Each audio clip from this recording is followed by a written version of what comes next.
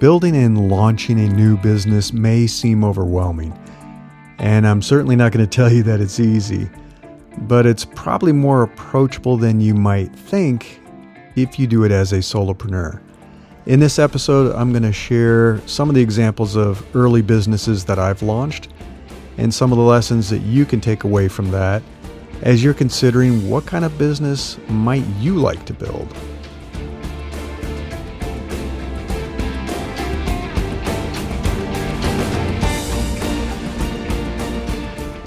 This is Invincible Solopreneurs, and I'm Larry Cornett. So you can read more of the newsletter that is associated with this podcast episode at newsletter.invinciblesolopreneurs.com. This is How to Turn Your Talent into a Business, issue number 3. Making a living from learned skills is certainly possible. Billions of people do it every day, all around the world. But that doesn't mean it's easy. Obviously, working as an employee is how most people leverage their skills to get paid. But you can also package up your skills, knowledge, and experience and build a business from what you do as a professional. In some ways, this is the easiest business to create. You essentially transform your job description into a business plan. I know that's a little simplified, but that is kind of the approach that you take. I mean, I use that approach for my first 2 entrepreneurial ventures, but I would never have suspected that a layoff would give me the confidence to launch a business. So I want to talk about that first business. Like many people, I joined the corporate world after receiving my college degree. I worked for IBM right after I'd completed my master's. So I had a master's in psychology, and I came out to the Bay Area and was living in San Jose, California, and working for the IBM Santa Teresa lab, which is still there. Kind of cool. It's a little bit out in the country. And that's when I fell in love with tech, and I fell in love with Silicon Valley. And I went back to school and did the work I needed to do to get my research done and more coursework for my Ph.D. And then I joined Apple as I was wrapping up my Ph.D. And I actually had to work on my dissertation and my analysis, all of the statistical analyses that I had to do for about 6 months right after I joined Apple. So I'd work all day and then work on my dissertation for most of the evening. And then finally went back and defended and got my degree. And I was at Apple for about 4 years. And while I was at Apple, I had an opportunity to join a startup. And this was a friend of mine that I'd worked with at Apple had left and was working with the startup. The startup was a bunch of ex-Apple and ex-Sun people doing a hardware-software solution, kind of a RAID subsystem, if you're familiar with storage technology. And I don't think I worked there as an employee even a full year before we were acquired. And unfortunately, the honeymoon ended within a few months. Our new parent company basically absorbed our technology and our patents, took all that stuff, but laid off our entire organization. They laid off our whole startup, basically. We were all laid off at once. That was a new experience for me.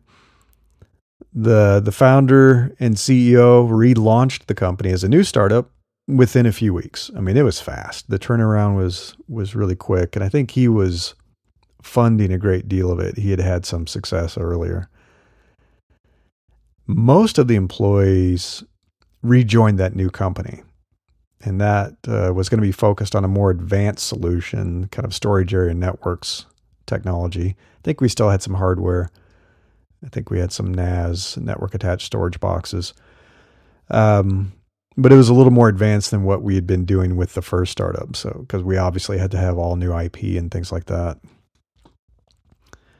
But I saw this as an opportunity to work with them as a consultant. instead of becoming an employee again. I mean, it's kind of funny, but I was thinking about it in terms of almost like stability. Because I'd been an employee, right? I was an employee, and then we got laid off, and then we had to spin up a new startup. And I was like, wow, this is so chaotic. And I had a family to support. We just had a baby like a year, maybe 2 years before that. She was really young. And here I was going to become a consultant, which I know seems a little risky, leaving an opportunity to become an employee because I had a job. They were expecting that I was going to join the startup as an employee, but instead saying, no, I'm going to become a consultant.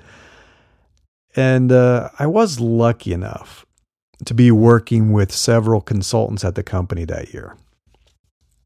There were a number of people that were consultants and contractors that had decided not to be employees. And we became close friends. We spent a lot of time together, as you do at a startup. They encouraged me and they helped guide me as I was venturing into this entrepreneurial world for the first time. And then it really was watching them succeed that made me feel like this was possible. I don't think I would have had the courage to make that leap without that proof, without seeing them do it. Because these guys, they were really good at what they did. And because they were so good, the startup was willing to hire them as consultants and not try to force them to become employees. So yeah, I'd like to take a moment and thank them. I want to thank these folks for advising me and supporting me during that process, giving me lots of guidance on how to set up a consultancy and how to price your services and contracts and all that stuff. Because it's a little bit confusing at first. So Anke de Jong, who's a good friend of mine, and we ended up working together for many years as consultants and partnering on projects and doing a lot of work with startups. Peter Nicklin, an incredible engineer, been a consultant. And I think Peter might even be listening to this podcast episode. Hey, Peter. Kit Fitzpatrick, also an incredible engineer. Joe Buchek. Joe is really cool.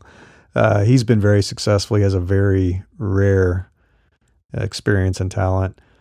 He has some interesting philosophies around independence and running your own business, but he really advised me a lot on why this was important.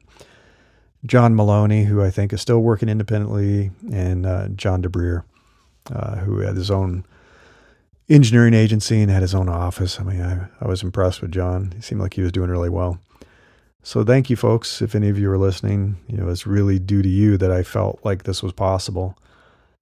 And so my business was a solopreneur design agency. And I was offering web and application design services to mostly tech startups, some larger companies and established companies, but a whole lot of startups because this was the dot-com boom time. And I was able to transform my talent as a designer into a full-time independent business that supported my family. It kind of blew me away. A lot of people who were employees told me I was crazy. They couldn't believe I was doing this. They're like, that's so risky. You have a family to support. And there's kind of a surprising side effect. I mean, doing this is more empowering than you could imagine. It was an eye-opening experience for me. I mean, it's the first time, really. I mean, I'd had kind of odd jobs when I was a kid, mowing lawns and doing stuff like that to make money, doing little hustles, side hustles. But this is different. And kind of opened my eyes. It's like, wow, you can make a living working for yourself. As a design consultant, I essentially delivered the same value to my clients that I had been providing as an employee, as an employed designer, like when I was working for IBM and Apple. My very first client was that new startup. That was essentially my former employer. I said, I don't want to become an employee, but I'm happy to work with you as a consultant. They said yes. And then I started working with additional clients later that year and some really cool stuff. I mean, it was an exciting time in the Valley. But I, quickly diversified and found more clients and kept pretty busy. And like I said, Anka and I worked together for many years. Obviously, running your own business is a bit more complex than being an employee, but it's an excellent example of turning a job description into a business plan. This is the work that I do as a designer. This is the kind of outcomes, what I create, the assets I create. And now that's essentially my business service. I mean, you're still doing what you did before in your job, but now you're providing those services as an independent consultant. And I wrote a bit more about that in a previous article. It's called Use Your 9-to-5 Frustration as Fuel to Create Your Own Business.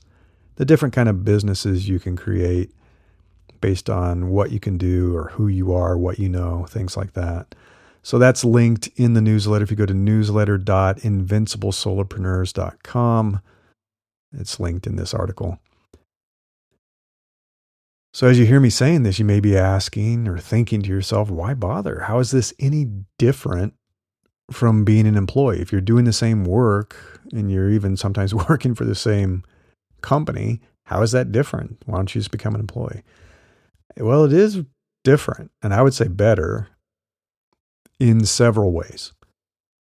First, you're not tied to one employer. You can work with as many clients as you can handle. You can't do that as an employee. You can't have multiple employers. Your employment agreement doesn't allow that. But as a consultant, I worked with multiple clients at once. And it really diversified my income streams. Sometimes I was working with 3 to 5 clients at once, depending on how much work there was. Number 2, you control your earning potential instead of a boss dictating your compensation. This is big. If you want to raise because you're really good at what you do and you're in demand, you have rare skills, you've got a good reputation, you can increase your rates anytime you want. And I did. It was a busy time during the dot-com boom, and I was getting so many requests for my design services. I just didn't have time. And I said, hey, I just don't have time. And they're like, we'll pay you more. And I could raise my rates at that time to crazy levels because they wanted my time. And this happened not that long after I'd been an employee at a company that said, we love the work you're doing, but boy, times are tight. We can't afford to give you a big raise. They gave me something like, I can't remember what it was, like a 5% raise or something like that, which is crazy, But as a consultant, I could give myself a raise anytime I wanted. It really is. It's only controlled by how good you are at what you do, what the market will bear. You can also scale your business by offering higher value services. Try doing that as an employee legally. You can hire contractors or employees to take on work, and you focus on the higher value stuff, the strategic work, and you can expand your offerings. You can take on even more work. You can diversify your revenue streams. As I was saying, I had multiple clients, so you're not dependent on one source of income. There are a lot of people regretting having one employer right now as they're getting laid off and they're getting offers rescinded, and they don't have any backup income streams.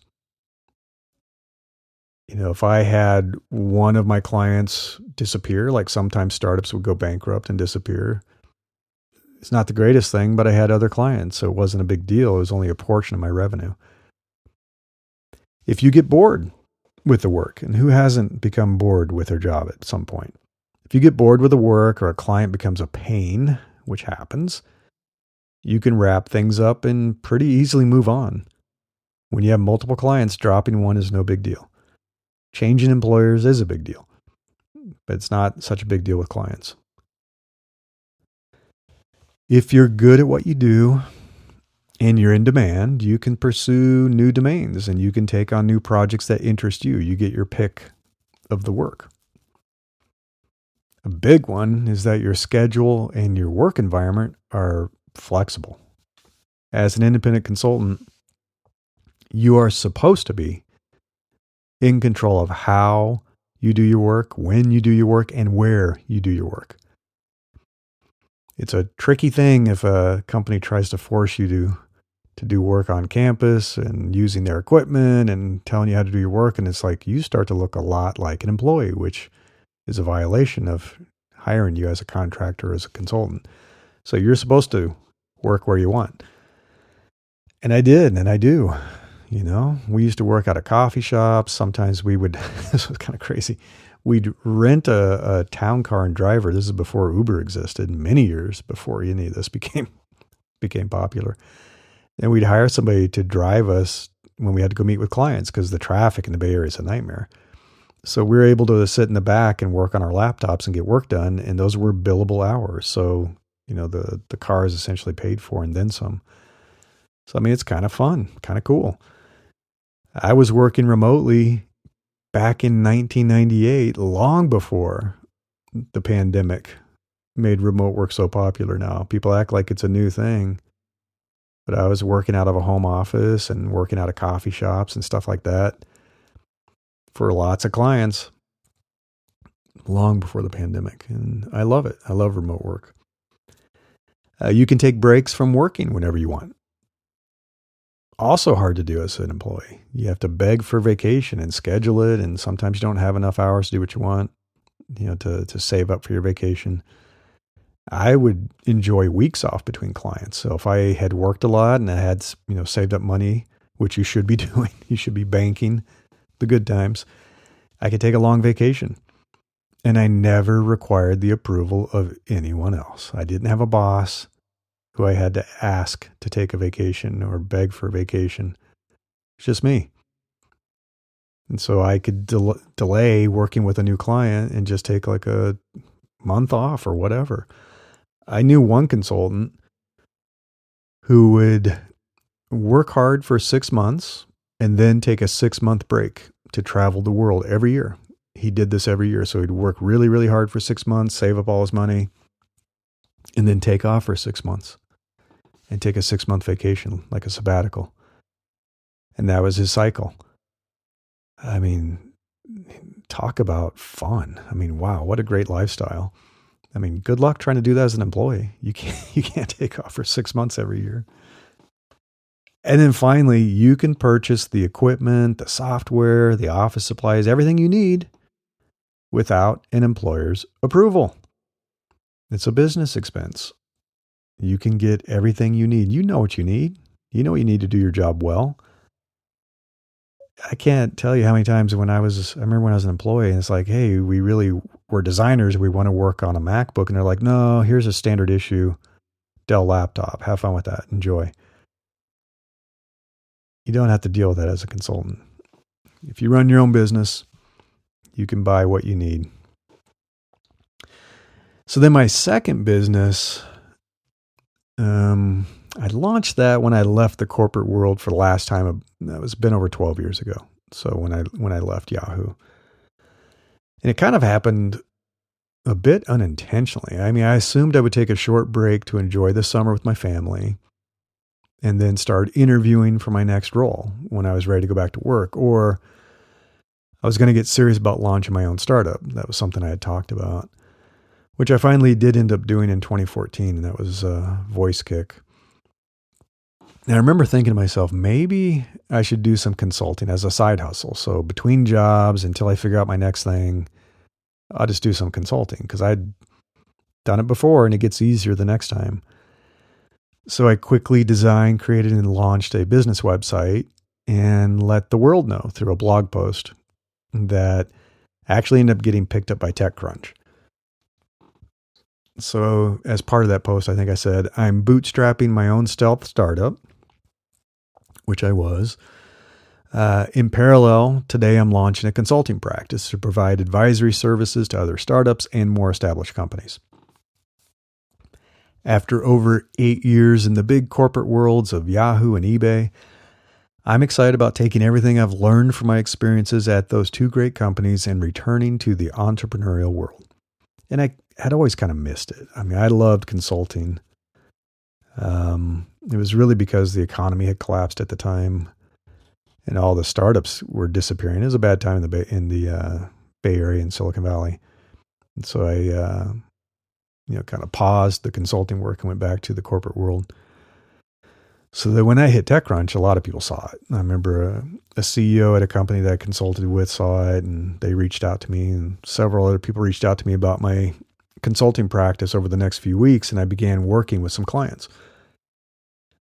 And one thing led to another, and I finally realized after a few months and years that I would never go back to being an employee.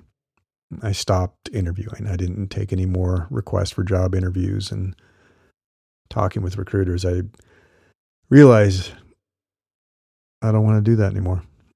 I want to run my own business.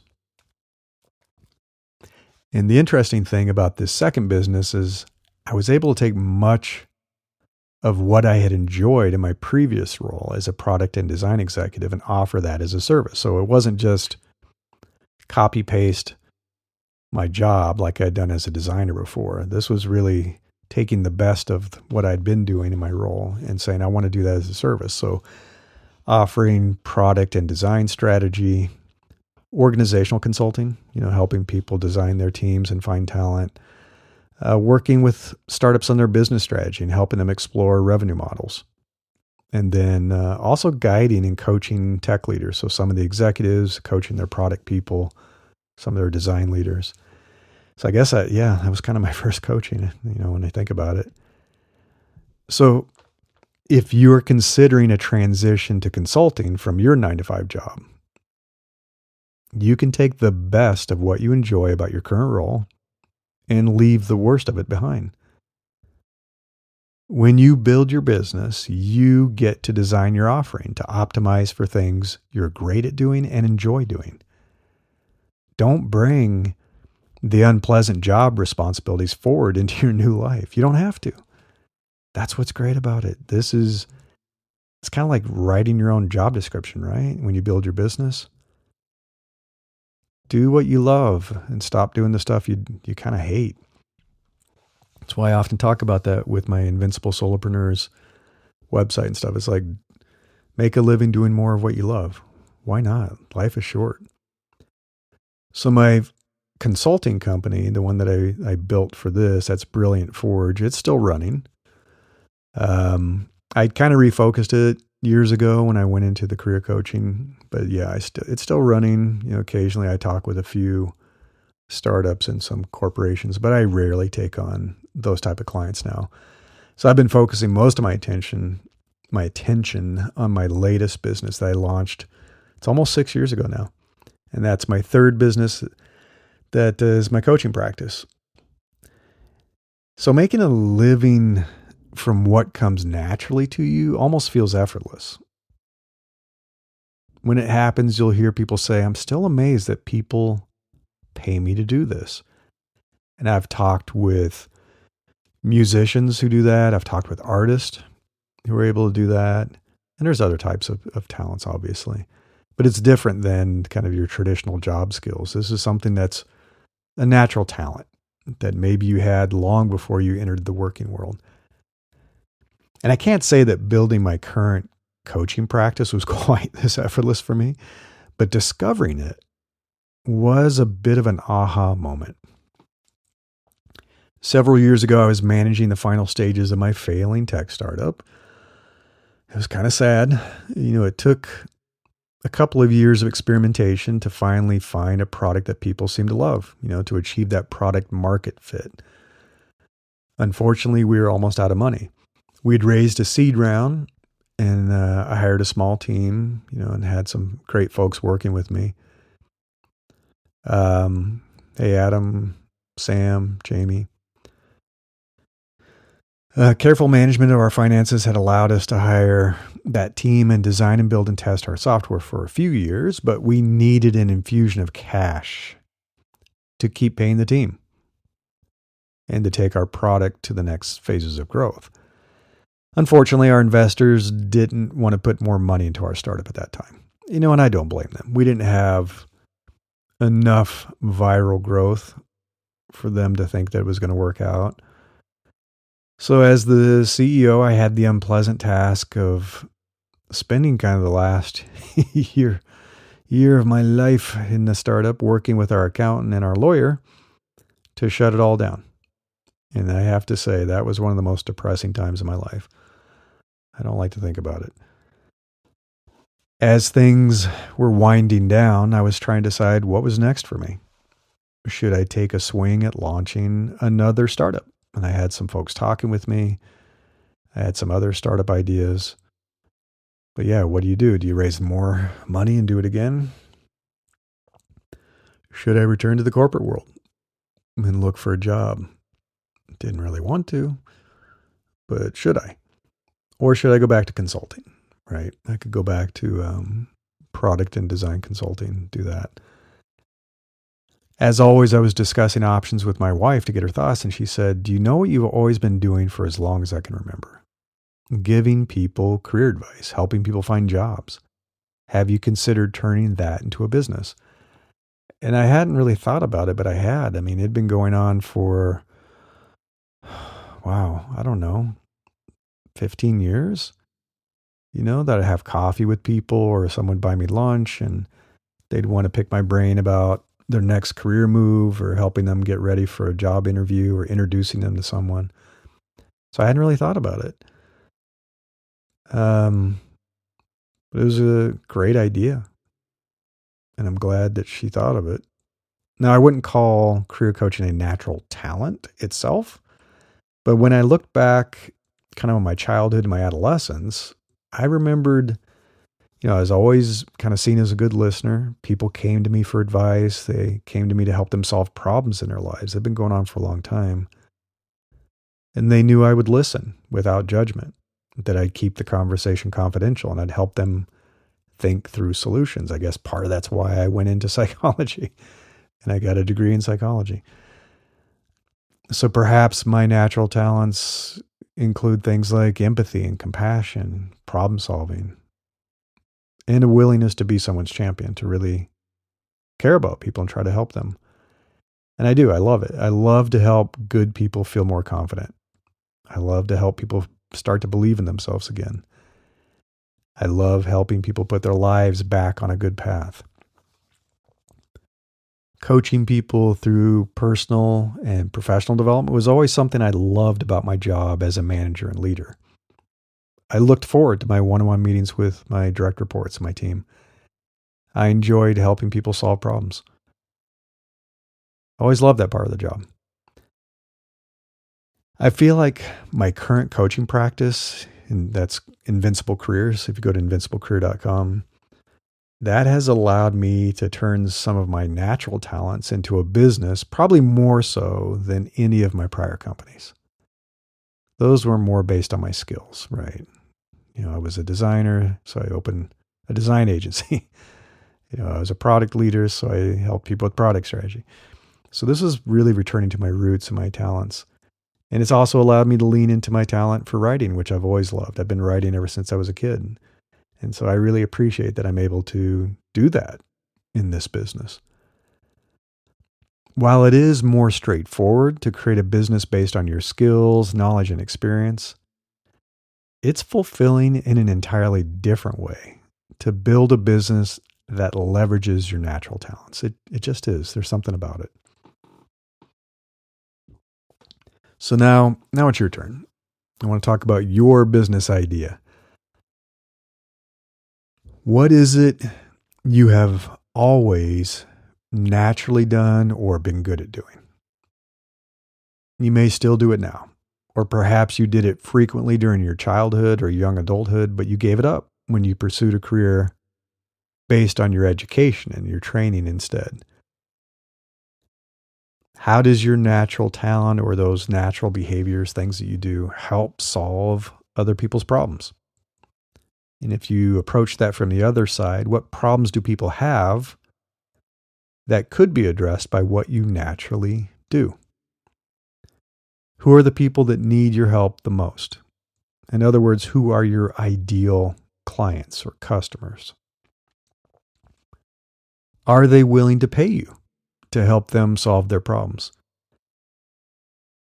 Because that's the only way you're going to have a business.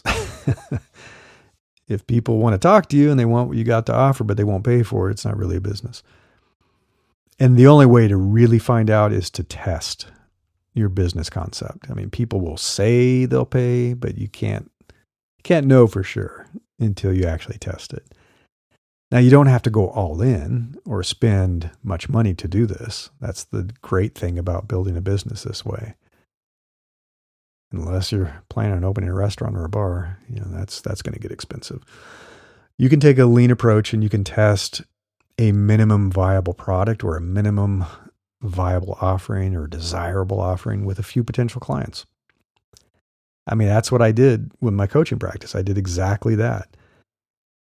I just basically added a new services page to my existing website, and I put the word out that I was offering leadership and career coaching. Within a week or so, I landed my first client. I had people reaching out to me. And I kept refining my coaching practice as the months and years went by, and that's been going on for almost 6 years now. And the rest is history, and I'm still doing it. I didn't have it all figured out in the beginning. You'll never feel ready. I didn't feel ready. You have to go for it, but keep testing and refining and improving it. So if someone is interested in your goods or services, whatever it is you're thinking about, and they're willing to pay you for them, you're onto something.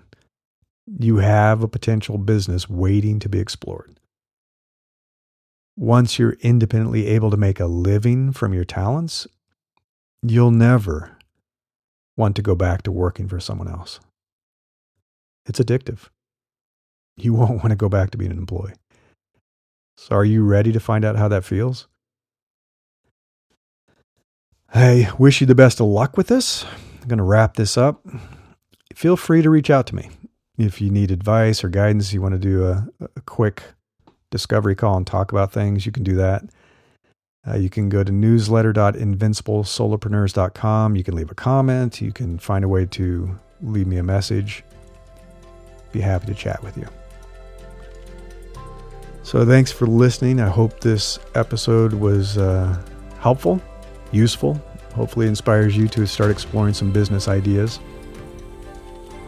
If you want to leave a rating and review for this podcast, I would appreciate it. I would love it. Apple Podcast lets you do both, a rating and review. I think Spotify lets you just do a rating. And I'm not sure how all the other players handle it. Depends on how you're listening to this, but it does help. So if you can do that, take a couple minutes. I'd appreciate it. Thanks. Until next time, I wish you the best of luck with building the business of your dreams.